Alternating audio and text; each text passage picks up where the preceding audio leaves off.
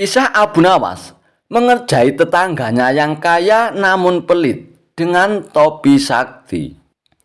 Dikisahkan, ketika itu Abu Nawas duduk santai di depan rumahnya, lalu didatangi tetangganya yang kaya raya. Tetangganya tersebut menyuruh Abu Nawas untuk tidak menafkahi istrinya agar bisa kaya raya sepertinya.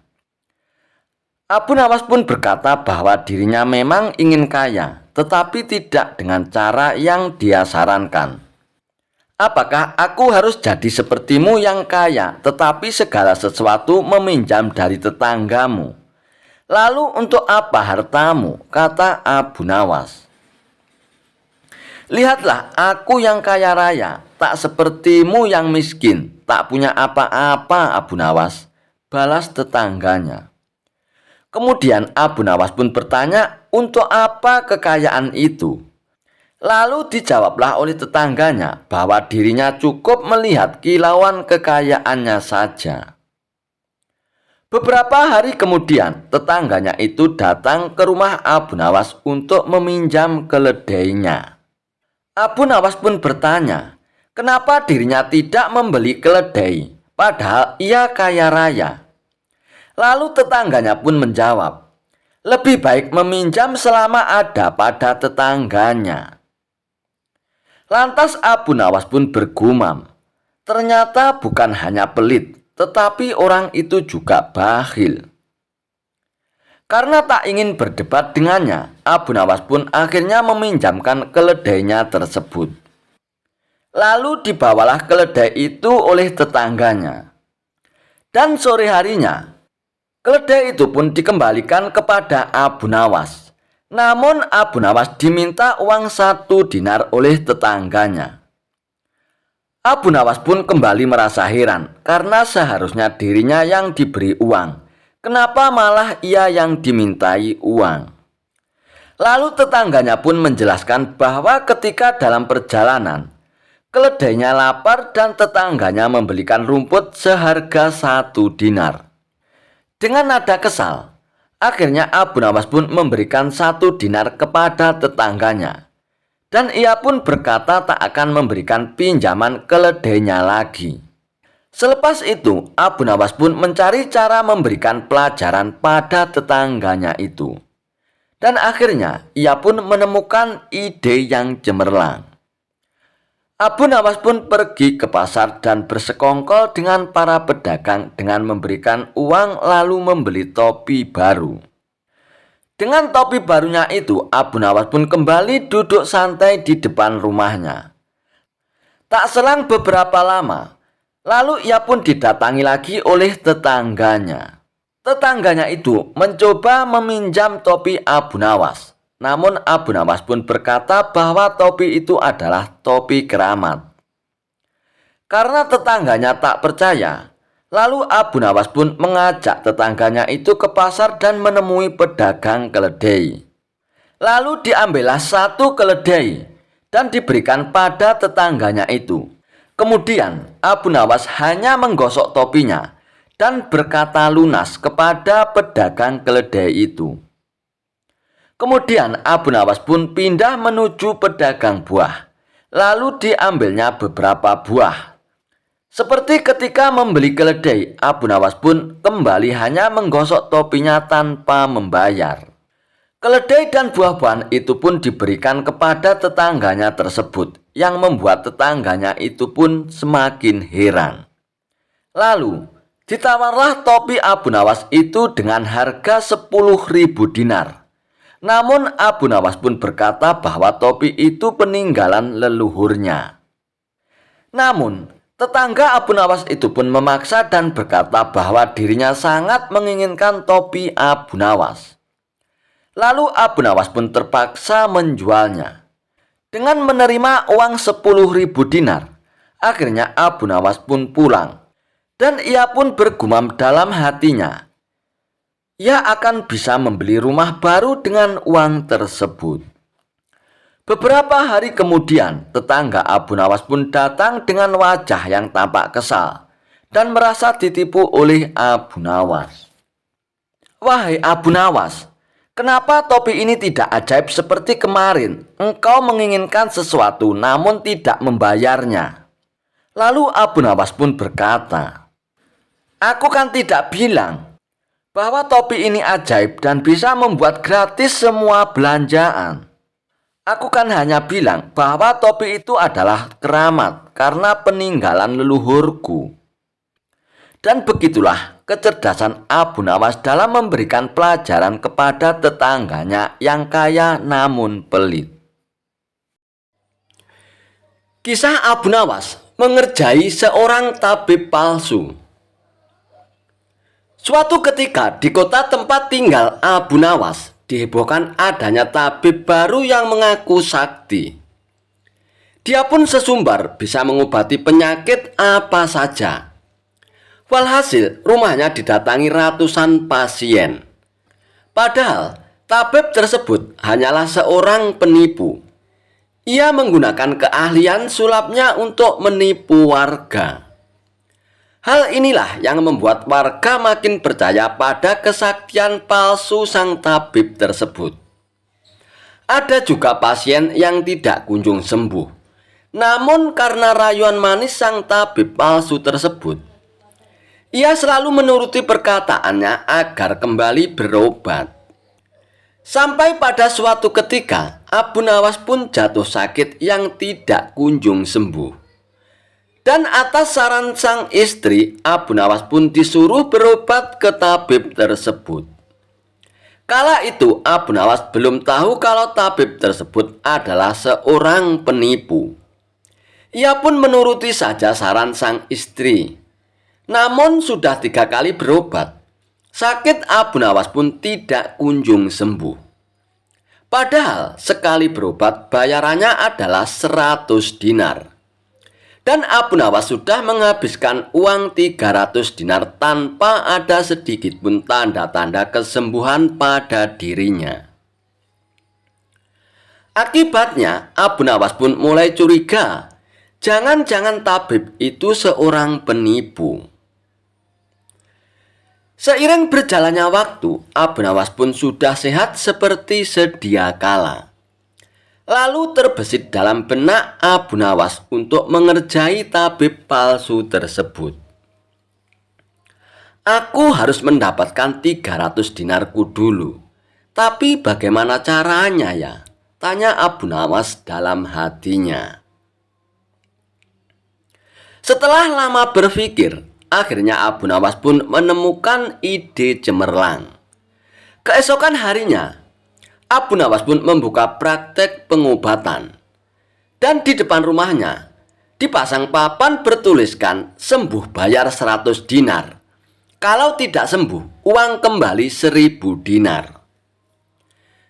Para pasien rencananya berobat ke tabib palsu mendadak memilih datang ke rumah Abu Nawas.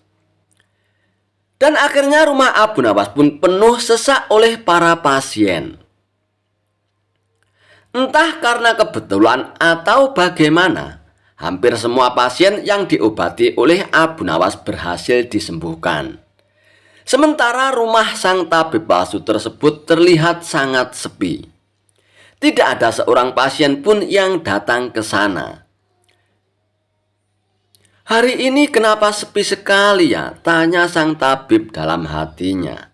Tidak selang beberapa lama, datanglah asisten tabib palsu tersebut dan mengabarkan berita tentang klinik Abu Nawas. "Tuan, Abu Nawas sekarang buka praktek pengobatan, Tuan," kata asisten melaporkannya. "Apa? Abu Nawas buka praktek pengobatan?" tanya sang tabib kepada asistennya. "Benar, Tuan. Rumah Abu Nawas ramai sekali pasien datang. Itulah kenapa hari ini rumah Tuan sepi pasien." "Oh begitu ya. Pantas aku hari ini sepi pasien. Tapi apa memang benar begitu?" tanya sang tabib dengan penasaran. "Saya lihat sendiri, Tuan.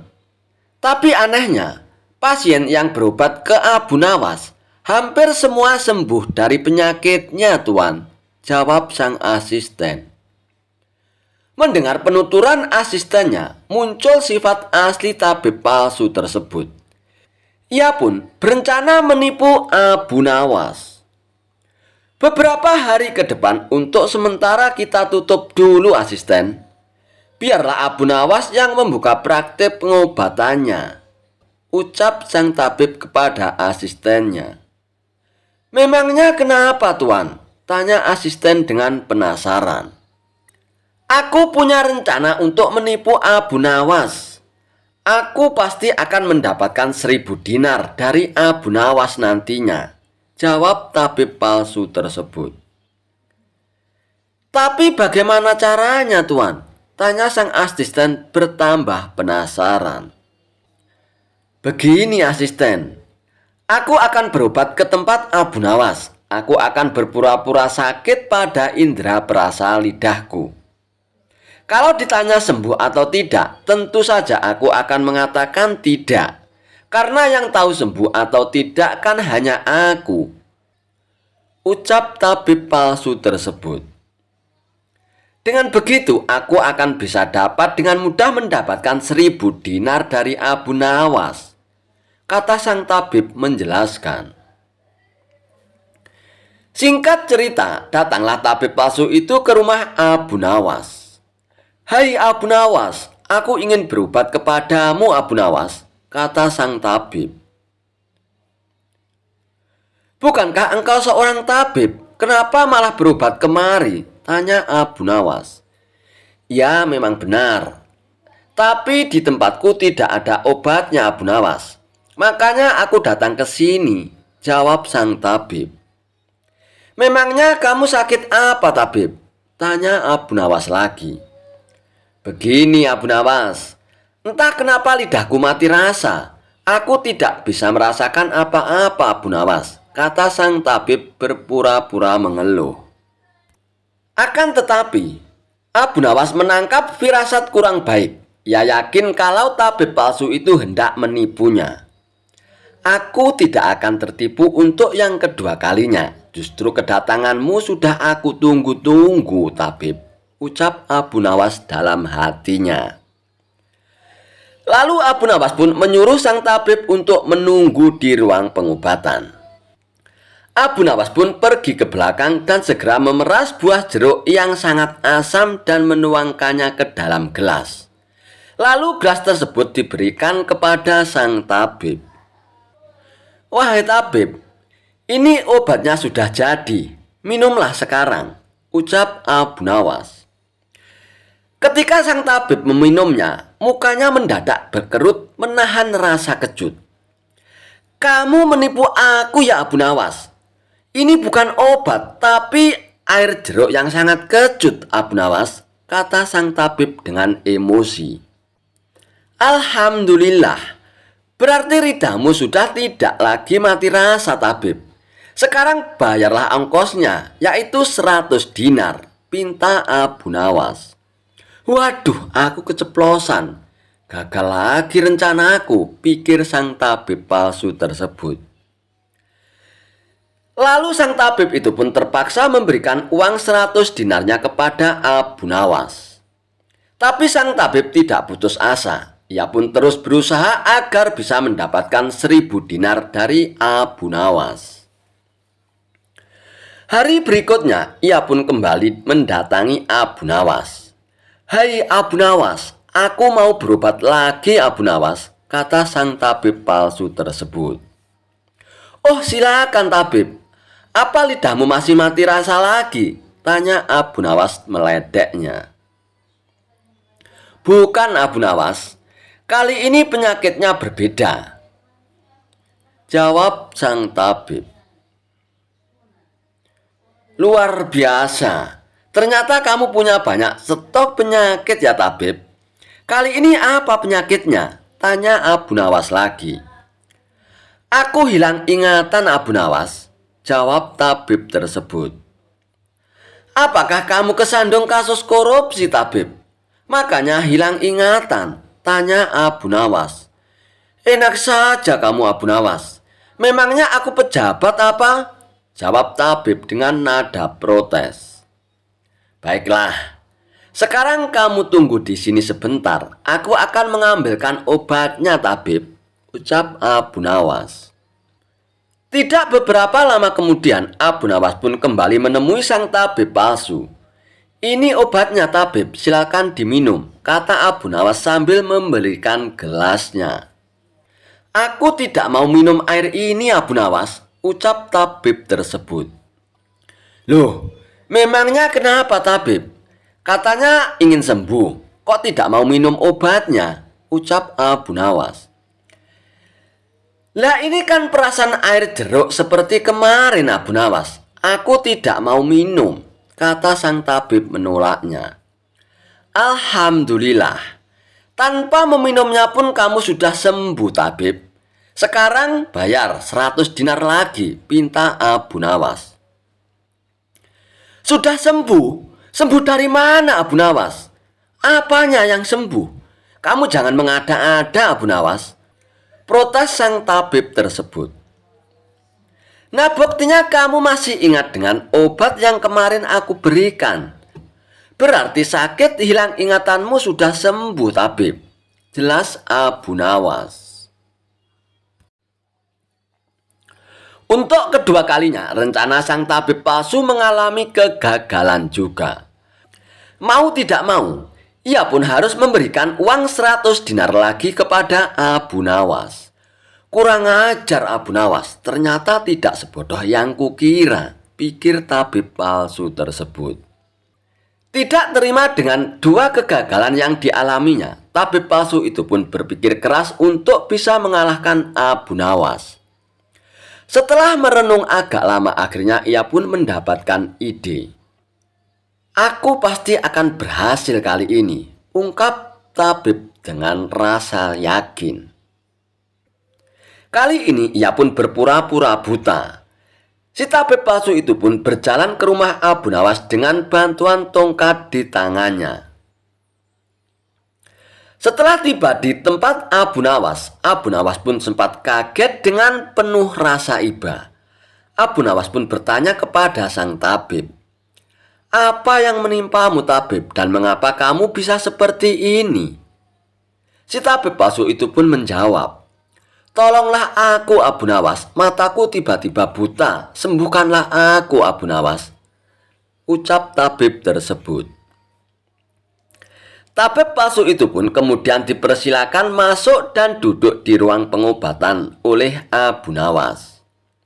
Setelah mengamati dengan seksama, Abu Nawas pun akhirnya menyadari bahwa itu adalah tipuan belaka. Namun Abu Nawas tidak pernah kehilangan akal. Ia punya cara lain untuk menghadapinya. Sepertinya penyakit kebutaanmu sudah sangat parah, tabib. Maafkan aku untuk kali ini tidak mampu mengobatinya, tabib, ucap Abu Nawas berpura-pura sedih. Mendengar jawaban tersebut, sang tabib langsung kegirangan. Akhirnya bisa mengelabui Abu Nawas juga kali ini aku. Terus bagaimana ini, Abu Nawas? Padahal aku berharap banyak kepadamu, kata sang tabib berpura-pura. Iya, mau bagaimana lagi, tabib? Aku tidak mungkin bisa menyembuhkanmu, jawab Abu Nawas.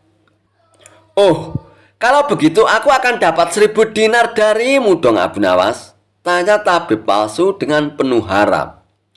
Tentu saja kawan, aku tidak mungkin berdusta, balas Abu Nawas. Kemudian Abu Nawas pun masuk ke dalam rumah untuk mengambil uang. Ini uangnya 1000 dinar untukmu, tabib, ucap Abu Nawas sambil memberikan uangnya. Tabib palsu itu pun dengan penuh kegirangan menerima uang tersebut.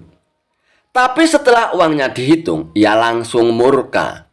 "Hai Abu Nawas, kenapa hanya 10 dinar yang kau berikan?" tegas tabib palsu dengan emosi.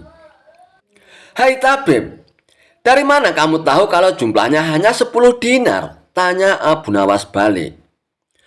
"Uangnya memang ada 10, tapi pecahannya 1 dinar saja ini. Bukan 100 dinar, Abu Nawas. Memangnya aku buta apa?" balas tabib tambah emosi. Alhamdulillah, sekarang kamu sudah sembuh, tabib, kata Abu Nawas sambil mengambil kembali uangnya. Maksudmu ini apa, Abu Nawas? Kenapa uangnya diambil lagi? Tanya tabib dengan kebingungan. Loh, kamu kan sudah sembuh. Sekarang sini bayar 100 dinar, pinta Abu Nawas. Sembuh apanya? Kamu jangan mengada-ada lagi, Abu Nawas, protes tabib tersebut. Bukankah kamu kesini katanya mengalami kebutaan? Tapi kamu bisa membedakan mana pecahan 1 dinar dan pecahan 100 dinar.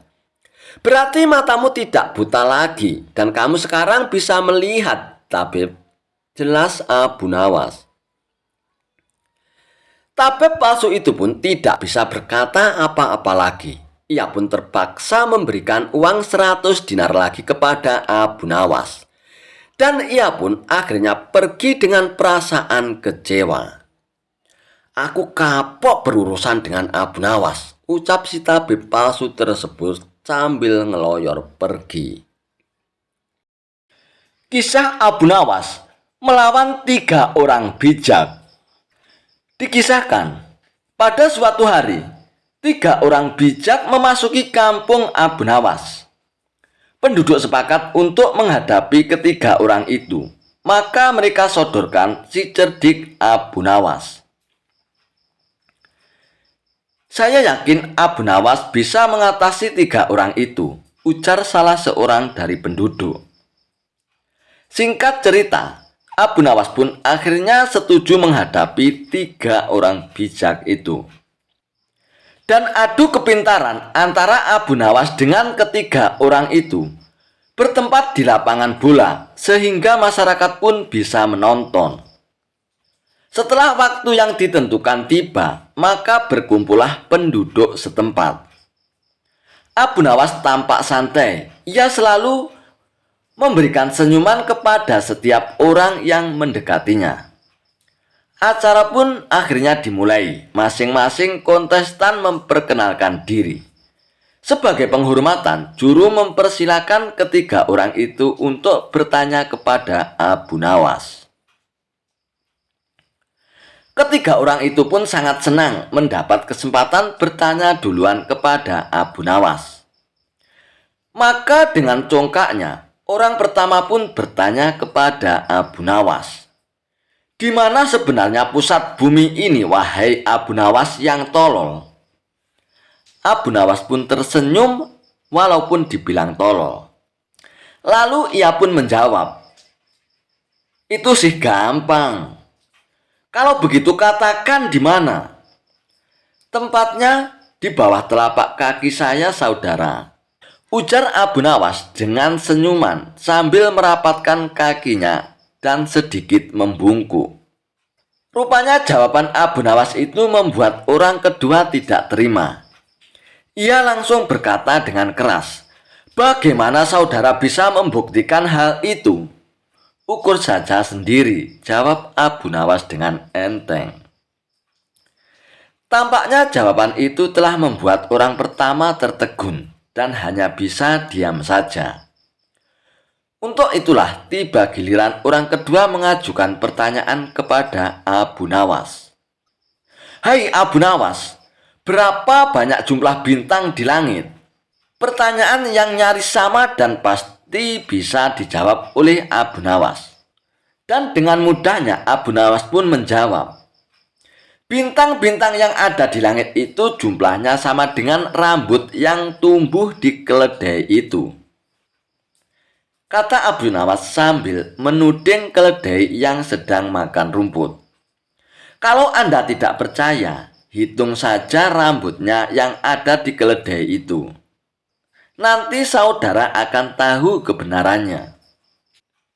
Hai Abu Nawas, bagaimana bisa kami akan menghitung rambut keledai itu? Makanya, kalau kamu bisa menghitung bulu keledai itu, pasti jumlahnya akan sama dengan jumlahnya bintang. Kalau tidak percaya, hitung saja, jawab Abu Nawas dengan entengnya. Mendengar jawaban Abu Nawas, kedua orang itu pun akhirnya tutup mulut. Sekarang tampillah orang ketiga. Orang ini konon paling cerdas di antara yang lain. Ia memang agak terganggu oleh kecerdikan Abu Nawas. Dan dengan ketusnya, ia pun bertanya kepada Abu Nawas. Tampaknya saudara tahu banyak mengenai keledai. Coba saudara katakan kepadaku, berapa jumlah bulu yang ada di ekor keledai itu? Sebuah pertanyaan yang tidak kreatif dan nyaris mirip dengan pertama dan kedua. Ini tentu saja membuat Abu Nawas tertawa mengejek. Hahaha, aku tahu jumlahnya itu. Jumlah bulu yang ada di ekor keledai ini ada sama dengan rambut yang ada di janggut saudara. Jawab Abu Nawas dengan senyum-senyum. Bagaimana saudara bisa membuktikan hal itu? Tanya orang ketiga penasaran. Itu mudah saja. Begini saudara. Saudara mencabut sehelai bulu dari ekor keledai. Kemudian saya akan mencabut sehelai rambut yang ada di janggut saudara. Nah, kalau sama, maka yang aku katakan adalah benar. Namun kalau tidak berarti saya keliru, jawab Abu Nawas. Tentu saja orang ketiga itu dibuat mati kutu oleh Abu Nawas.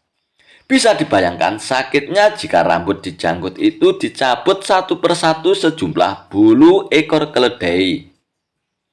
Dan orang ketiga tak terima dengan cara menghitung demikian, hanya saja ia tak bisa berkutik. Para penonton pun menganggap Abu Nawaslah pemenangnya. Cerita lucu Abu Jahal dan Abu Nawas pun berlanjut. Kali ini dikisahkan Abu Jahal dan Abu Nawas yang rebutan kebun. Abu Jahal dan Abu Nawas mempunyai kebun yang ditanami berbagai macam buah-buahan. Kebun Abu Jahal dan Abu Nawas berdekatan, namun kebun milik Abu Nawas hanya dibatasi tumpukan batu, sedangkan Abu Jahal ingin menambah luas area kebunnya. Di tengah malam gelap gulita, Abu Jahal langsung pergi menuju kebun miliknya. Ia mencari perbatasan tumpukan batu yang menjadi pemisah antara kebunnya dengan kebun milik Abu Nawas. Setelah menemukannya, Abu Jahal mulai mengangkat satu persatu batunya lalu memindahkan ke area kebun milik Abu Nawas. Dengan begitu, luas kebun milik Abu Jahal menjadi bertambah luas. Setelah selesai, dia kembali pulang ke rumahnya dengan sembunyi-sembunyi. Dia senang dengan apa yang dilakukannya. Selama beberapa hari, Abu Nawas tidak menyadari dengan perbuatan Abu Jahal. Abu Nawas masih santai menanam buah-buahan di area yang telah dicuri Abu Jahal. Seiring berjalannya waktu, buah yang ditanami Abu Nawas kini berbuah. Buahnya besar-besar dan segar. Melihat hal itu, Abu Jahal pun merasa senang. Ia pun segera memanen tanaman buah tersebut. Tak lama kemudian, datanglah Abu Nawas. Dia pun sangat terkejut melihat Abu Jahal yang sedang memanen tanaman buah miliknya. "Apa yang kamu lakukan ini, Abu Jahal?" tanya Abu Nawas dengan heran. "Aku kan sedang memanen buah yang ada di kebunku ini, Abu Nawas," jawab Abu Jahal dengan sangat enteng. "Apa kau bilang? Ini masih area kebunku, Abu Jahal," balas Abu Nawas. "Hei Abu Nawas, kamu mengigau ya? Coba kau lihat batu pembatasnya," jawab Abu Jahal. Abu Nawas hanya terdiam. "Kenapa tumpukan batunya bisa pindah ya? Atau aku yang kurang teliti?" pikirnya dalam hati. "Tapi buah itu kan aku yang menanam, Abu Jahil," kata Abu Nawas. "Itu kan salahmu sendiri, Abu Nawas. Kenapa kau menanam buah di area kebunku? Berarti kan ini milikku, Abu Nawas," jawab Abu Jahil. "Kamu pasti memindahkan batu pembatas itu kan, Abu Jahil?" tanya Abu Nawas dengan geram. "Jangan memfitnahku, Abu Nawas. Aku bisa mengadu kepada Tuan Hakim nanti," gertak Abu Jahil. Aku tidak takut, Abu Jahil. Mari kita adukan permasalahan ini kepada Tuan Hakim, ucap Abu Nawas. Lalu keduanya pun akhirnya menghadap Tuan Hakim dan menuturkan permasalahannya. Setelah mendengar semua penuturan mereka, akhirnya Tuan Hakim pun berkata, "Jujur saja, saya bingung siapa di antara kalian ini yang benar dan yang salah. Tapi sepertinya saya lebih percaya kepada Abu Jahil," kata Tuan Hakim menanggapinya. "Tuan Hakim, kenapa Tuan Hakim secepat ini memutuskan sesuatu? Anda kan hakim yang terkenal bijak. Seharusnya Anda ini lebih berhati-hati dalam memberi keputusan," ucap Abu Nawas. "Sudahlah Abu Nawas, terima sajalah, toh kebunmu kan masih luas," sahut Abu Jahil. "Enak saja kamu bicara, Abu Jahil. Kamu telah mencuri lahanku," kata Abu Nawas. "Hei, kalian berdua diam.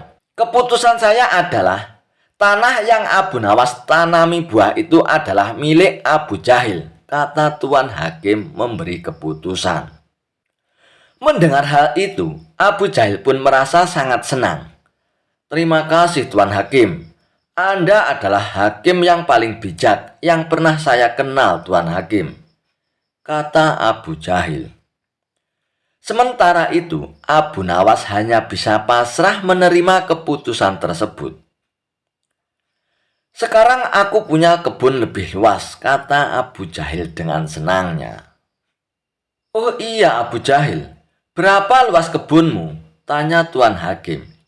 "1,5 hektar, Tuan Hakim," jawab Abu Jahil. "Kalau kamu, kebunmu berapa luas, Abu Nawas?" tanya Tuan Hakim. "Sebenarnya, luas kebun saya 1,5 hektar, Tuan Hakim, karena telah dicuri oleh Abu Jahil. Sekarang tinggal 1 hektar, Tuan Hakim," jawab Abu Nawas dengan kesal. "Kalian tahu tidak, kenapa aku tanya luas kebun kalian? Kemarin aku mendapat surat dari Baginda Raja yang memerintahkan, barang siapa yang mempunyai kebun yang luasnya lebih dari 1 hektar, maka akan disita oleh negara beserta isi-isinya. Dan bagi yang menentang peraturan ini akan dihukum mati.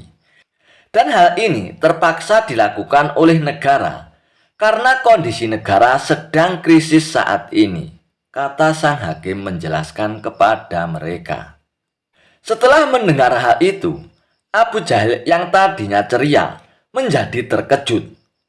"Waduh, celaka, aku akan kehilangan kebunku kalau begini," pikir Abu Jahil.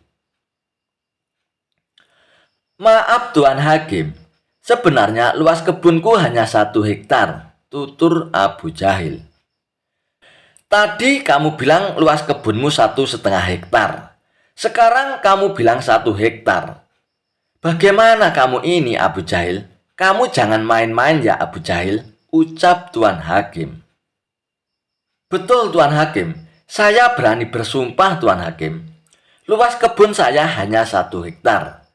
Tumpukan batu yang menjadi pembatas kebun saya dan kebun Abu Nawas telah saya pindah tempatnya, Tuan Hakim," tutur Abu Jahil ketakutan. "Lalu bagaimana dengan kamu, Abu Nawas? Apa benar luas kebunmu 1,5 hektar? tanya Tuan Hakim. "Benar Tuan Hakim," jawab Abu Nawas pasrah. "Nah, kalau begini kan jelas siapa sebenarnya yang telah berbohong," kata Tuan Hakim. "Pengawal, tangkap Abu Jahil karena ia telah mengaku mencuri area kebun milik Abu Nawas." "Tapi Tuan Hakim, kebun saya tidak disitakan," tanya Abu Jahil khawatir. "Tidak ada yang namanya penyitaan. Itu hanya trik aku saja agar dapat menyelesaikan masalah kalian berdua dengan adil," kata Tuan Hakim. Mendengar hal itu, Abu Jahil pun langsung terkulai lemas. Sementara Abu Nawas tersenyum bahagia. Kisah Abu Nawas terjebak dalam perangkap gubernur baru.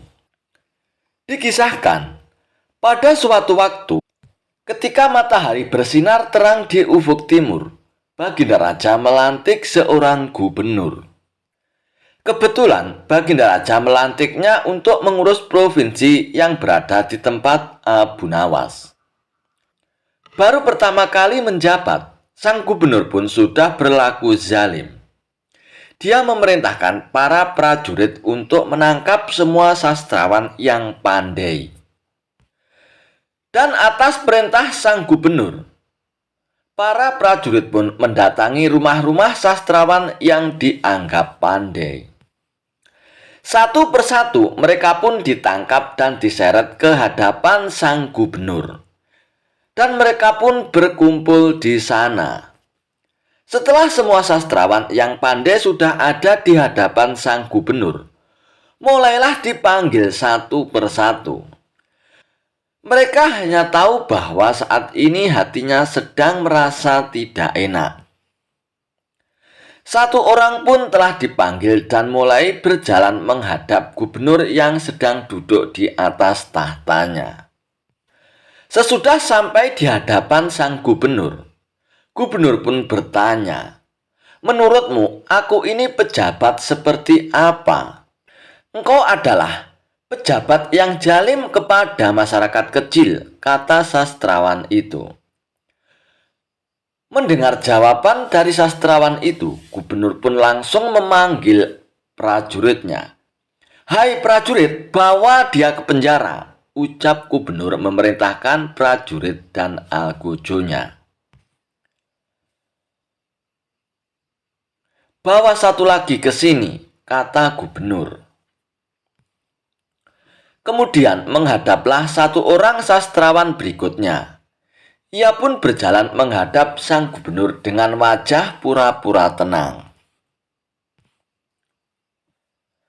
Sesampainya di hadapan sang gubernur, ia pun ditanya, "Menurutmu, aku ini pejabat yang seperti apa?" Lalu sastrawan itu pun menjawab, "Engkau adalah pejabat yang adil karena membela rakyat yang lemah. Kamu adalah sastrawan yang pembohong," kata gubernur dengan marahnya. "Jebloskan dia ke penjara, prajurit." Akhirnya, sastrawan yang kedua pun masuk penjara. Semua sastrawan yang berkumpul dan menyaksikan kejadian itu pun merasa gelisah. Sebab jawaban apapun yang dilontarkan, benar ataupun salah, jujur atau bohong, tetap keliru di hadapan sang gubernur. Dari semua sastrawan yang telah ditangkap, semua dihadapkan kepada gubernur dan akhirnya pun masuk penjara. Dan di luar sana, masih ada beberapa sastrawan yang tidak ditangkap oleh prajurit suruhan gubernur. Mereka tahu apa yang sedang dilakukan gubernur kepada para sastrawan yang sudah ditangkap. Mereka pun juga paham apa yang bakal terjadi nantinya. Dalam kondisi gelisah itulah, akhirnya sastrawan yang belum sempat ditangkap itu pun mendatangi Abu Nawas. Mereka pun menceritakan apa yang sudah dilakukan gubernur kepada para sastrawan yang sudah ditangkap. "Tolong kami, wahai Abu Nawas. Kawan-kawan kami telah diseret ke dalam penjara hanya karena jawaban yang tidak cocok kepada gubernur," kata sastrawan kepada Abu Nawas. "Baiklah, aku akan menolongnya," ucap Abu Nawas yang menyetujuinya. Ia pun tidak suka terhadap sikap gubernur baru yang sewenang-wenang.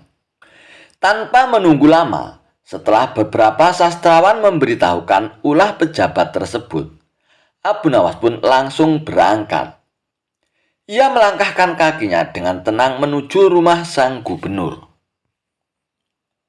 Abu Nawas ingin membebaskan semua tawanan yang berasal dari golongan sastrawan yang tidak bersalah tersebut. Sesampainya di rumah gubernur, Abu Nawas pun mengucapkan salam. "Assalamualaikum." "Permisi, gubernur." Dia mengagetkan sang gubernur karena tiba-tiba sudah berada di hadapannya. "Waalaikumsalam. Silakan, ada apa?" kata gubernur. "Mohon maaf, saya Abu Nawas. Katanya Anda memerintahkan prajurit untuk menangkap semua sastrawan yang pandai ya?" ucap Abu Nawas tanpa basa-basi. "Iya benar. Memangnya kenapa?" sang gubernur pun penasaran. "Mengapa saya tidak ditangkap? Saya merasa tersinggung karena dibeda-bedakan," ucap Abu Nawas. "Memangnya apa kamu termasuk sastrawan yang pandai?" tanya gubernur. "Iya gubernur, saya ini seorang sastrawan yang paling pandai di tempat ini," kata Abu Nawas dengan percaya diri. "Semua orang pun telah tahu tentang siapa saya dan bagaimana tingkat kepandaian saya, gubernur," ucap Abu Nawas lagi menambahi. "Baiklah, prajurit, tangkap Abu Nawas dan penggal lehernya," kata gubernur tanpa berpikir panjang. "Hei, tunggu dulu. Sebelum kamu memenggal leherku, kamu harus tahu kalau aku baru saja potong rambut," kata Abu Nawas. "Memangnya kenapa?" gubernur pun bertanya. "Kalau kamu mau memenggal leherku, silakan saja. Tapi dengan syarat, jangan sampai terkena rambutku ya," kata Abu Nawas. Mendengar ucapan Abu Nawas, tiba-tiba sang gubernur pun merasa ada yang aneh dan lucu. Sehingga dirinya pun tak bisa menahan tawa. "Itu yang aku kagumi darimu, Abu Nawas," ucap sang gubernur. Sepertinya kemarahannya telah teralihkan. "Tapi aku punya satu permintaan, gubernur," kata Abu Nawas setelah meluluhkan hati sang gubernur. "Apa permintaanmu, Abu Nawas?" sahut sang gubernur. "Aku meminta tolong supaya kamu bersedia membebaskan kawan-kawanku," sang gubernur. Mendengar permintaan itu, gubernur pun terdiam. "Baiklah, kalau kamu mau membebaskan mereka, kamu harus bisa menjawab pertanyaanku, Abu Nawas," kata sang gubernur. "Yang pertama, aku termasuk pejabat adil atau zalim, Abu Nawas?" tanya sang gubernur. "Tuan bukanlah gubernur yang adil, juga bukan gubernur yang zalim. Orang-orang yang zalim adalah kita. Sedangkan Tuan adalah pedang keadilan yang membebaskan perbuatan orang zalim," ucap Abu Nawas dengan santainya namun berwibawa. "Luar biasa jawabanmu, Abu Nawas," ucap sang gubernur. "Dan menurutmu, mana yang lebih bermanfaat, matahari atau bulan?" tanya sang gubernur lagi. "Matahari terbit di siang hari di saat kondisi sedang terang. Sedangkan bulan terbit di malam hari ketika alam sedang gelap. Berarti bulan lebih bermanfaat daripada matahari, sang gubernur," ucap Abu Nawas. Jawaban Abu Nawas kali ini memang nyeleneh. Tapi kalau dipikir benar juga, akhirnya gubernur pun tertawa dibuatnya. "Benar apa kata Raja Abu Nawas, kamu memang cerdik. Baginda Raja telah menceritakan kepadaku tentang kepandaianmu, Abu Nawas," tutur gubernur. "Jadi, kamu sudah mendengar namaku dari Baginda Raja ya, gubernur? Terus bagaimana tentang nasib kawan-kawanku?" kata Abu Nawas. "Sejak semula, aku tidak punya niat untuk memenjarakan mereka, Abu Nawas. Namun aku hanya ingin menguji kepandaianmu. Apakah benar ucapan dari sang raja tentang dirimu, Abu Nawas? Intinya mereka ditangkap supaya kamu datang ke sini," kata gubernur sambil senyum-senyum. "Dasar, berarti dia telah mempermainkanmu," kata Abu Nawas menggerutu dalam hatinya. "Tunggu aja pembalasanku," ancam Abu Nawas dalam hati. Kisah Abu Nawas jadi tukang ramal hebat, bikin kapok sang raja. Dikisahkan, Abu Nawas mendadak terkenal menjadi ahli ramal. Banyak orang yang datang kepadanya untuk diramal nasibnya. Bahkan orang-orang terkenal dari negeri seberang pun juga ikut ngantri di rumah Abu Nawas untuk diramal nasibnya oleh Abu Nawas. Mengetahui hal itu, Baginda Raja Harun Ar-Rasyid pun merasa khawatir. Jangan-jangan Abu Nawas bisa membahayakan kerajaannya. Maka tanpa pikir panjang, Abu Nawas pun ditangkap dan dijebloskan ke dalam penjara.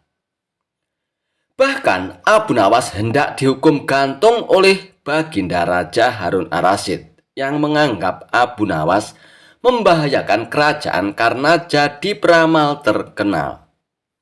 Bahkan Abu Nawas pun hendak dihukum gantung oleh Baginda Raja yang dianggap Abu Nawas membahayakan kerajaan karena dia jadi peramal terkenal. Baginda Raja pun memvonis Abu Nawas dihukum mati. Akan tetapi, semua ini sudah diperhitungkan oleh Abu Nawas. Dirinya tidak merasa gentar sama sekali. Setelah hari yang ditentukan telah tiba, Abu Nawas pun digiring ke tempat tiang gantungan. Abu Nawas pun berjalan dengan wajah ceria dan penuh senyuman. Baginda Raja sendiri heran dengan tingkah laku Abu Nawas. "Hei Abu Nawas, di saat-saat terakhirmu, kenapa kamu malah terlihat bahagia?"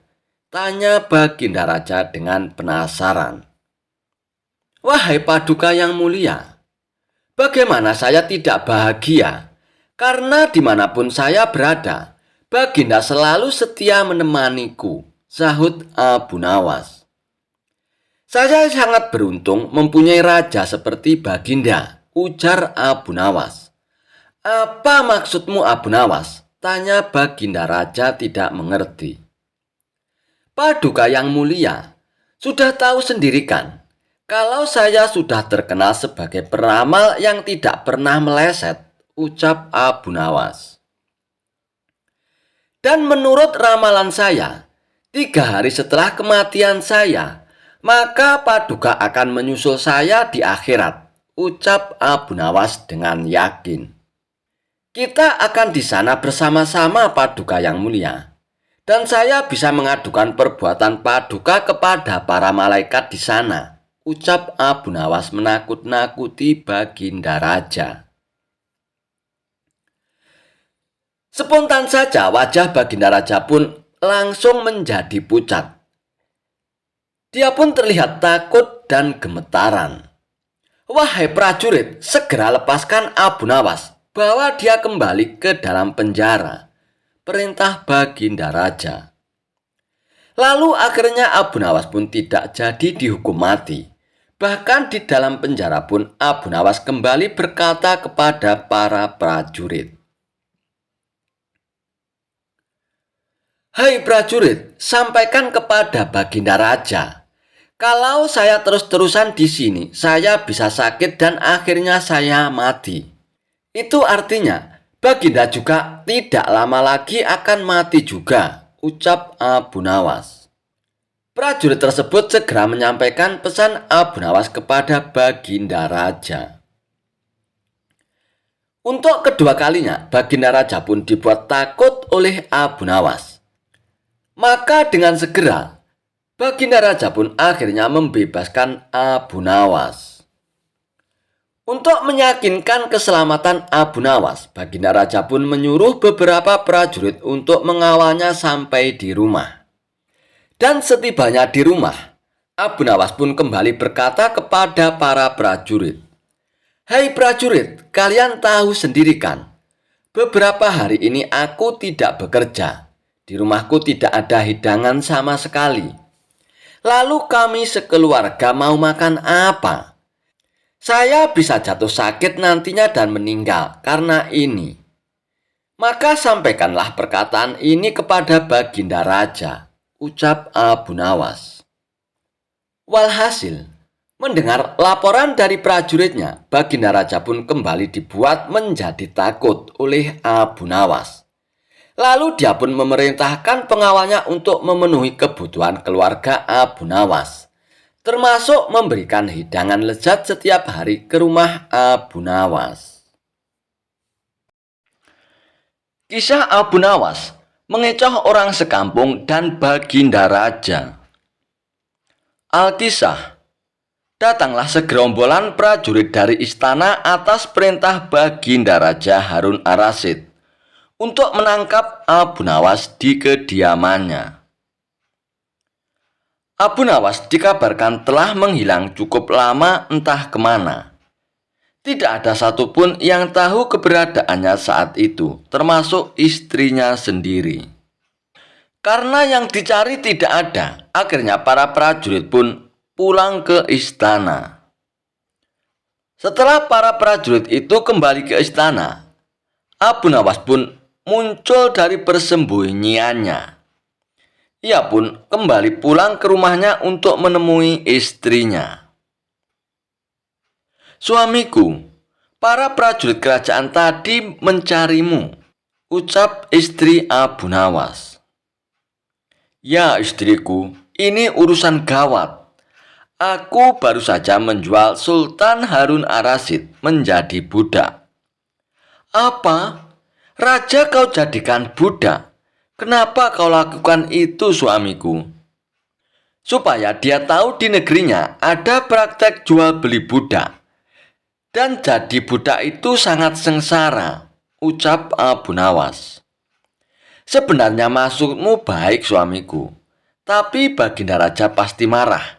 Buktinya para prajurit diperintahkan untuk menangkapmu suamiku." "Dan menurutmu apa yang akan dilakukan Sultan Harun ar-Rasyid kepadaku istriku?" "Pasti kau akan dihukum berat suamiku."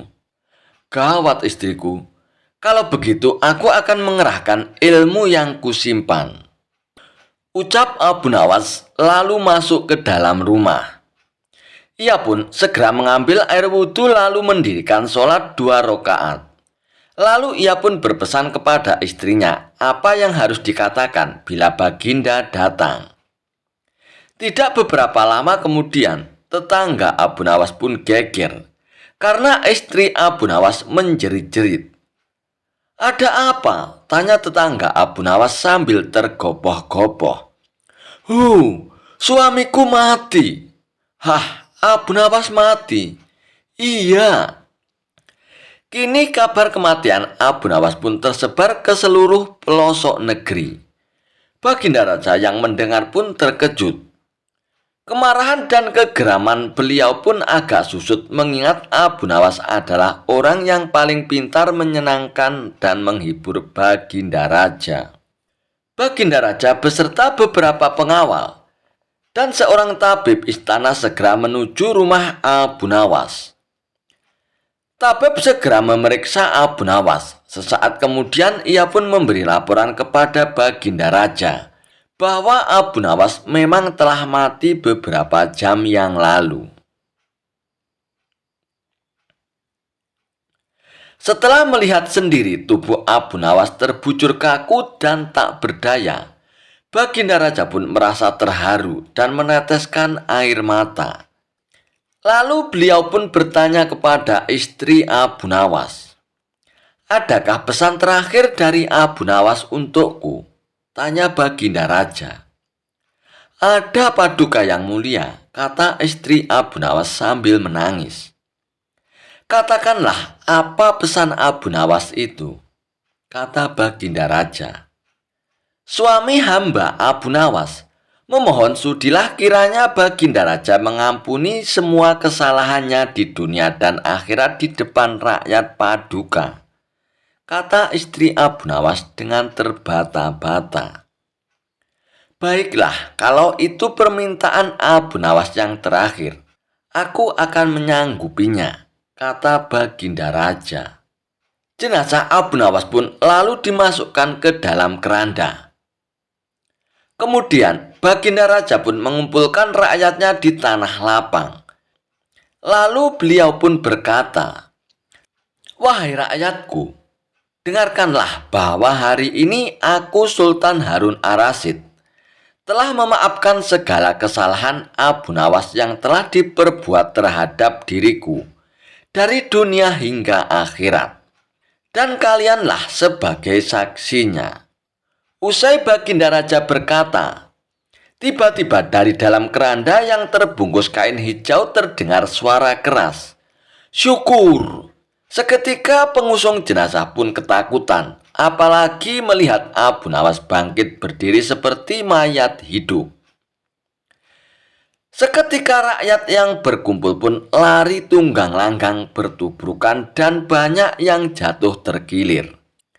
Abu Nawas sendiri segera berjalan ke hadapan Baginda Raja.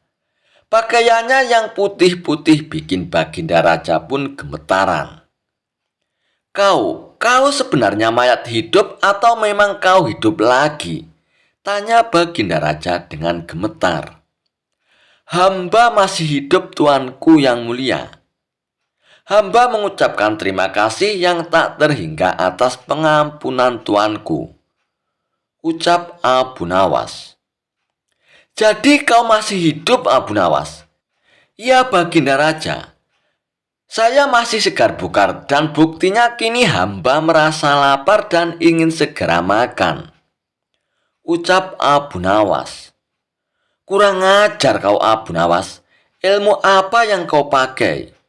"Ilmu dari Maha Guru Sufi guru hamba yang sudah meninggal yang mulia," ucap Abu Nawas. "Kalau begitu ajarkan ilmu itu kepadaku, Abu Nawas," kata Baginda Raja membujuk Abu Nawas. "Tidak mungkin, Baginda. Hanya guru hamba yang mampu melakukan. Hamba tidak bisa mengajarkan sendiri, Paduka," ucap Abu Nawas. "Dasar pelit kau, Abu Nawas." Baginda Raja pun menggerutu merasa kecewa. Sambil ia pun pergi meninggalkan Abu Nawas untuk kembali ke istana dan merasa geram. Raja Harun Ar-Rasyid lagi-lagi memberikan misi mustahil kepada Abu Nawas. Ia tak bosan-bosannya mengetes kecerdikan Abu Nawas. Kali ini ia meminta sesuatu yang tak wajar, yakni pergi ke bulan untuk menyelidikinya. Padahal zaman itu jelas-jelas belum ada teknologi canggih dan mutakhir seperti Apollo. Sekarang saja hanya orang tertentu yang bisa datang ke bulan, apalagi zaman dahulu. Jadi jelas jika misi itu hanya untuk menguji Abu Nawas. "Pergi ke bulan?" tanya Abu Nawas. "Ya, Abu Nawas, saya tahu kau adalah seorang pria yang pintar. Kau harus dapat pergi ke bulan," kata sang raja. "Oke, saya akan pergi ke bulan sana besok sore yang mulia," jawab Abu Nawas dengan cepat. Raja pun terkejut. Ia tak menyangka bahwa Abu Nawas mengiyakan tantangannya itu. Lalu Raja Harun Ar-Rasyid pun bertanya, "Dari mana kamu akan pergi, Abu Nawas?" "Dari rumahku," jawab Abu Nawas. "Baiklah, saya akan pergi ke sana untuk melihat kau pergi ke bulan besok malam," kata sang raja. Malam itu raja berikut para menterinya pergi ke rumah Abu Nawas. Bulan purnama bersinar dengan terang, bintang-bintang menyebar berkilau di seluruh penjuru langit. Ketika raja dan para menterinya tiba di rumah Abu Nawas sudah tak ada di rumah. Mereka hanya bertemu dengan istrinya. "Di mana Abu Nawas?" tanya sang raja kepada istri Abu Nawas. "Dia baru berangkat ke bulan yang mulia. Dia berkata kalau akan kembali segera," jawab istri Abu Nawas. "Bagaimana cara Abu Nawas pergi ke bulan?" tanya salah satu menteri penasaran. "Dia memanjat pohon pelem di sebelah sana dan akan kembali melalui pohon pelem itu juga," jawab istri Abu Nawas. Raja dan para menteri kemudian menghampiri pohon pelem yang ditunjukkan oleh istri Abu Nawas. Dan terlihatlah bayangan seseorang yang sedang turun dari pohon pelem itu. "Apakah itu kau, Abu Nawas?" tanya sang raja. "Iya, ini saya, Abu Nawas, Baginda," jawab Abu Nawas. "Apakah kau menyelidiki bulan dari pohon pelem itu?" tanya sang raja. "Saya melakukan penyelidikan ketika bulan mencapai tanah. Pohon hanya sekedar tangga lewat untuk saya pergi ke bulan," jawab Abu Nawas. Raja Harun ar-Rasyid pun tersenyum dengan perkataan Abu Nawas. Ia kemudian menanyakan apa yang dilihatnya di sana. "Tanah dan gunung-gunung, tidak ada tumbuhan di sana," kata Abu Nawas. Masih tak percaya, Raja Harun ar-Rasyid pun meminta saksi yang bisa menjelaskan jika memang Abu Nawas bisa pergi ke bulan. Dan tahu apa jawab Abu Nawas? Ia bahkan mengatakan tak cuma bisa memberikan 3 atau 5 saksi. Ia bisa memberikan 10 hingga ribuan kesaksian. "Siapa mereka yang bersaksi?" tanya sang raja. Abu Nawas kemudian mengarahkan jarinya ke langit. "Bintang-bintang adalah saksiku. Jika Anda tidak mempercayaiku, Anda dapat menanyakan langsung kepada mereka," kata Abu Nawas dengan yakin. Mendengar jawaban itu, sang raja pun tertawa. "Mengapa kau tak menunggu kami menyaksikan kau pergi ke bulan?" tanya sang raja. "Anda terlambat, Yang Mulia. Saya hanya dapat pergi ke bulan pada waktu tertentu saja." Ajaran sesat Abu Nawas, sholat gak usah rukuk dan sujud. Khalifah Harun ar-Rasyid terkejut bukan kepalang tatkala mendengar kabar Abu Nawas sudah ngawur bin ngaco. Bagaimana tidak ngawur? Tokoh yang mulai banyak pengikutnya ini mengeluarkan fatwa sangat kontroversial. Dia bilang sholat tidak perlu ada ruko dan sujud. Baginda Raja menganggap Abu Nawas sudah berlaku sombong terhadap Allah Subhanahu wa Ta'ala. Sama persis dengan setan yang menolak sujud kepada Nabi Adam. Hukuman yang pantas bagi orang seperti itu tentulah hukuman mati. Kadangkala, Baginda Raja menyesali diri di saat dirinya sudah sangat akrab dengan Abu Nawas. Mengapa ia masih saja berlaku ngawur? Benar, belakangan ini Baginda sudah amat akrab dengan Abu Nawas. Sampai-sampai Abu Nawas memanggil dirinya bukan Baginda lagi. Ia memanggil saudaraku atau ya akhi. Kini kesabaran Khalifah tak terbendung lagi. Ketika ia mendengar juga Abu Nawas mengatakan Khalifah suka fitnah. Abu Nawas layak dipancung karena melanggar syariat Islam yang menyebarkan fitnah. Begitu usul para pembantu Baginda. Khalifah pun terpancing. Untung ada seorang pembantunya yang memberi saran hendaknya Khalifah melakukan tabayun atau konfirmasi. "Hai Abu Nawas, benar kamu berfatwa dalam sholat tidak perlu rukuk dan sujud?" tanya Khalifah dengan ketus. "Benar saudaraku," jawab Abu Nawas dengan enteng dan tenang. Khalifah pun kembali bertanya dengan nada suara yang lebih tinggi. "Benar kamu berkata kepada masyarakat bahwa aku Harun ar-Rasyid adalah seorang khalifah yang suka fitnah?" "Benar saudaraku," jawab Abu Nawas tanpa merasa bersalah. Khalifah berteriak dengan suara menggelegar. "Kamu memang pantas dihukum mati Abu Nawas karena melanggar syariat Islam dan menebarkan fitnah tentang khalifah." "Saudaraku," ucap Abu Nawas sembari tersenyum. "Memang hamba tidak menolak bahwa hamba telah mengeluarkan 2 pendapat tadi. Tetapi sepertinya kabar yang sampai pada Baginda tidak lengkap. Kata-kata hamba terpelintir, dijagal seolah-olah hamba berkata salah." "Apa maksudmu Abu Nawas?" "Jangan membela diri kau. Telah mengaku dan mengatakan kabar itu benar adanya," ucap Khalifah dengan ketus. Singkat cerita, Abu Nawas pun digeret menghadap Khalifah. Kini ia menjadi kesakitan. Abu Nawas beranjak dari duduknya dan menjelaskan dengan tenang. Saudaraku, saya memang berkata rukuk dan sujud tidak perlu dalam sholat. Tapi dalam sholat apa? Waktu itu saya menjelaskan tata cara sholat jenazah yang memang tidak perlu rukuk dan sujud. Khalifah pun mengangguk-anggukkan kepala dan membenarkannya. Bagaimana soal aku yang kau fitnah? Tanya Khalifah. Abu Nawas pun menjawab dengan senyuman. Kalau itu, saya sedang menjelaskan tafsir ayat 28 surat Al-Anfal yang berbunyi,